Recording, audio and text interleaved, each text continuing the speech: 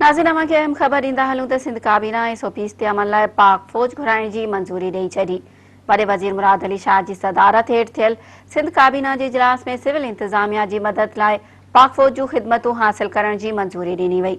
काबीना ड्यूटी दौरान कोरोना वेगे फोत थींदड़ सरकारी मुलाज़मनि खे 10 लख रुपया मुआवज़ो ॾियण जी बि मंज़ूरी ॾिनी वई।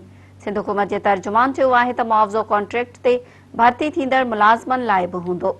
काबीना पुलिस एक्ट 1861 में तरमीम करण जी बि मंज़ूरी ॾेई छॾी। नाज़रीन ख़बर हिकु दफ़ो ॿीहर अव्हां खे ॿुधाईंदा हलूं त सिंध काबीना ऐं सोपीस ते अमल लाइ पाक फ़ौज घुराइण जी मंज़ूरी ॾेई छॾी। वॾे वज़ीर मुराद अली शाह जी सदारत हेठि थियल सिंध काबीना जे इजलास में सिविल इंतज़ामिया जी मदद लाइ पाक फ़ौज जूं ख़िदमतूं हासिल करण जी मंज़ूरी ॾिनी वई। काबीना ड्यूटी दौरान कोरोना वेघे फोत थींदड़ सरकारी मुलाज़िम खे 10 लख रुपया मुआवज़ो ॾियण जी बि मंज़ूरी ॾिनी वई।